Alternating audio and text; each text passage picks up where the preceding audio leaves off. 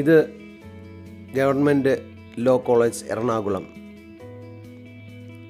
ഈ കലാലയത്തിൽ 2012-2013 കാലഘട്ടത്തിൽ ഞാൻ ഒരു നൈറ്റ് വാച്ച്മാനായി ജോലി ചെയ്യേണ്ട ഒരു ഭാഗ്യം എനിക്കുണ്ടായി. നിയമവിദ്യാർത്ഥിയായി പഠിക്കാൻ കഴിഞ്ഞില്ലെങ്കിലും അവിടുത്തെ ഒരു ജീവനക്കാരനായി ഒരു വർഷക്കാലം ഞാൻ കഴിച്ചുകൂട്ടി.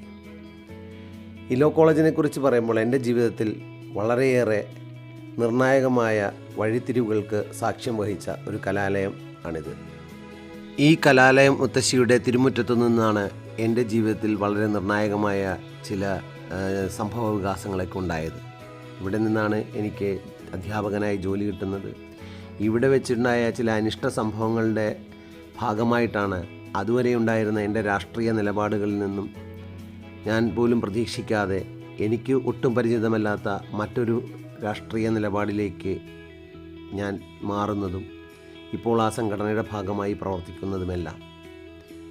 അതുവരെയും ഞാൻ കണ്ടിരുന്ന പൊയ്മുഖങ്ങളെയെല്ലാം എനിക്ക് തിരിച്ചറിയാൻ കഴിഞ്ഞതും ഈ കലാലയ മുത്തശ്ശിയുടെ മണ്ണിൽ വെച്ചിട്ടാണ്.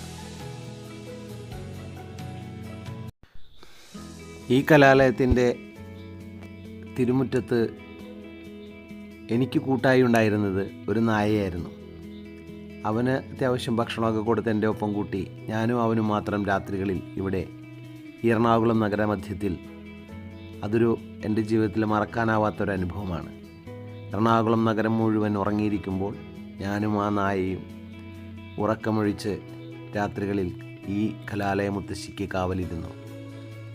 അങ്ങനെ ഒരു വർഷക്കാലം നീണ്ട കാത്തിരിപ്പിനൊടുവിൽ എനിക്ക് അധ്യാപക വൃത്തിയിലേക്ക് ജോലി ലഭിച്ചു PSC മുഖേന. അങ്ങനെ ഞാൻ ആ അധ്യാപകനായി മാറി.